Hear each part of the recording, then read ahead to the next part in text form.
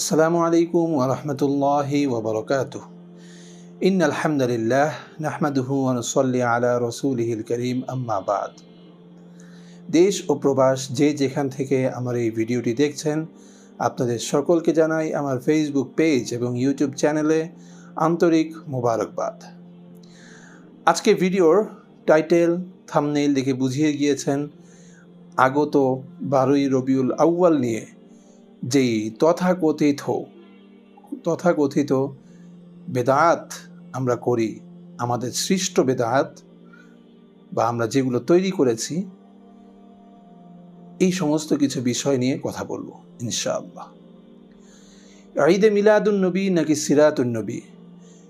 সর্বপ্রথম আসি যে ঈদে মিলাদুন নবী, এই যে ঈদ শব্দটি, এই ঈদ, এই যে তৃতীয় যে ঈদ রয়েছে আমাদের জন্য, এটি কি শরীয়ত বৈধ? শরীয়তে বৈধতা আছে এর নাকি না? কোরআন এবং হাদিস দ্বারা স্পষ্টভাবে প্রমাণিত আছে যে ঈদ মাত্র দুটি, মুসলমানদের ঈদ মাত্র দুটি।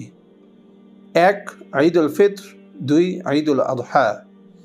আর তৃতীয় আমাদের যে বানানো ঈদ রয়েছে ঈদে মিলাদুন নবী, এটি শরীয়তের কোথাও নেই।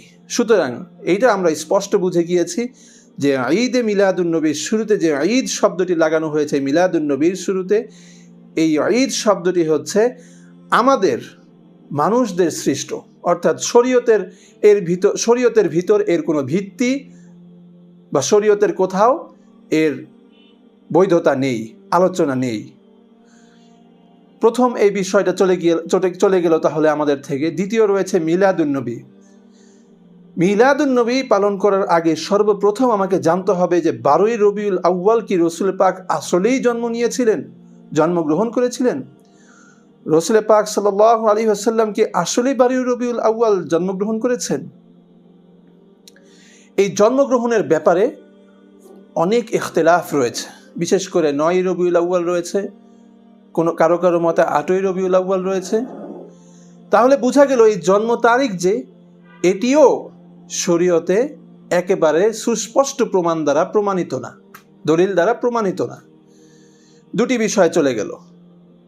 তার মানে বোঝা গেল এই যে ঈদ যে বলি, সেটাও আসলে কোনো ঈদ না, এটি শরীয়তে কোনো বৈধতা নেই, শরীয়তে এর প্রমাণ দ্বারা প্রমাণিত, দলিল দ্বারা প্রমাণিত নেই। এই যে মিলাদুন নবী, রসুল পাক সাল্লাল্লাহু আলাইহি ওয়াসাল্লাম যে আসলেই 12ই রবিউল আউয়াল জন্মগ্রহণ করেছেন, এইটারও কোনো স্পষ্ট বা সহিহ হাদিস বা সহিহ কোনো দলিল নেই। তাহলে আমরা পালন করছি কি এটা আসলে? এই যে 12ই রবিউল আউয়াল আমরা পালন করি, খিচুড়ি, ডেক ভরা খিচুড়ি, বিরিয়ানি দিয়ে আমরা জশ্নে জুলুস এই যে করি, এগুলো কোথা থেকে এসেছে, কিভাবে এসেছে? এর উত্থান কবে হয়েছে? 1300 হিজরির দিকে, তথাকথিত একজন মানুষের দ্বারা। তাহলে এই যে বোঝা গেল এই জিনিসটা রসুল পাক সাল্লাল্লাহু আলাইহি ওয়াসাল্লামের ইন্তেকালের আরো শত শত বৎসর পর এর সৃষ্টি। অর্থাৎ এটা ক্লিয়ার যে রসুল পাক সাল্লাল্লাহু আলাইহি ওয়াসাল্লাম অথবা সাহাবায়ে কেরাম এমন কোনো কিছু করেনি নাই। যেহেতু রসুলের জন্ম নিয়ে কোনো সঠিক তারিখ কেউ জানেন না আল্লাহ পাক ছাড়া। কারণ আল্লাহ পাক আমাদেরকে সৃষ্টি করেছেন, তিনি জানেন যে আমরা আসলে কোন কোন বিষয় নিয়ে বাড়াবাড়ি করতে পারি।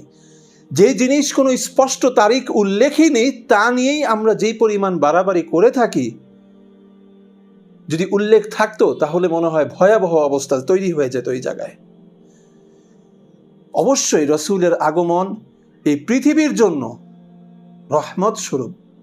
আল্লাহ পাক কোরআনে ইরশাদ করেছেন, আমি তোমাদের মাঝে রসুলকে বা আমি আপনাকে প্রেরণ করেছি রহমত হিসাবে। নিঃসন্দেহে যাকে সৃষ্টি না করলে দুনিয়াকেই সৃষ্টি করা হতো না। অবশ্যই এটা খুশির দিন, তাই বলে ঈদের দিন না। খুশির দিন কিন্তু ঈদের দিন না। সেই সাথে এটাও মাথায় রাখতে হবে, 12ই রবিউল আউয়াল কিন্তু রসুল পাক সাল্লাল্লাহু আলাইহি ওয়াসাল্লাম ইন্তেকালও করেছেন। এই দিনে রসুল পাক সাল্লাল্লাহু আলাইহি ওয়াসাল্লাম যে ইন্তেকাল করেছেন, এটা একবারে সুস্পষ্ট হাদিস দ্বারা, দলিল দ্বারা প্রমাণিত। আমরা মিলাদুন্নবী নিয়ে, রসুলের জন্ম তারিখ নিয়ে যেই পরিমাণ বেদাত কুফুরি পর্যন্ত করে ফেলি, আমরা কেক কেটে রসুলের বার্থডে আমরা সেলিব্রেট করি, করতে করতে আমরা কোথায় চলে গিয়েছি, নাউযুবিল্লাহ। বেদাত করতে করতে আমরা এমন জায়গায় চলে গিয়েছে যে আমাদের ঈমান চলে যাওয়ার পথে, ঈমান চলে যাওয়ার পথে। অথচ আমাদের উচিত ছিল রসুলের সিরাত নিয়ে আমাদের জীবন আলোচনা করা, সিরাতকে আমাদের সামনে রেখে নিজের প্রতিটা সেকেন্ডকে চলা, সেকেন্ডে বাস্তবায়িত করা। আমার জীবনটা যেন রসুলের 63 বছরের সিরাত অনুযায়ী হয়, এইভাবে চলা। অথচ আমরা সিরাতকে বাদ দিয়ে মিলাদ নিয়ে পড়ে আছি, একটা দিন নিয়ে পড়ে আছি। বাকি যে রসুলের 63 বছর রয়ে গেল, সেটার কোনো খবর, সেটার কোনো মাথা ব্যথা আমাদের নেই। রসুলের চরিত্র আমানতদারিতা, যেটা আমাদের মধ্যে নেই। রসুলের চরিত্র সবসময় ইস্তেগফার পড়া, যেটা আমাদের মধ্যে নেই। রসুলের চরিত্র যখন নামাজে দাঁড়াতেন তখন এমনভাবে নামাজ পড়তেন মনে হয় যেন স্বয়ং আল্লাহ পাক সামনে দাঁড়িয়ে আছেন, যেটা আমাদের মধ্যে নেই। রসুলের চরিত্র, জিন্দিগিতে কখনো মিথ্যা বলেননি, যার কারণে কাফেররা পর্যন্ত তাকে আল আমিন উপাধি দিয়ে দিয়েছিলেন। তারা এটা মানত যে তিনি সত্য নবী, কিন্তু স্বীকৃতি দিতে পারত না তাদের পূর্বপুরুষদের ধর্মের কারণে, বাপদাদার ধর্মের কারণে। আবু তালেব এটা মানত যে এই ধর্ম সঠিক, শেষ পর্যন্ত এই ধর্মই থাকবে। রসুলের চাচাজান মানতেন, কিন্তু স্বীকৃতি দিতে পারে নাই, কারণ তার পূর্বপুরুষ পিতৃ ধর্মের কারণে।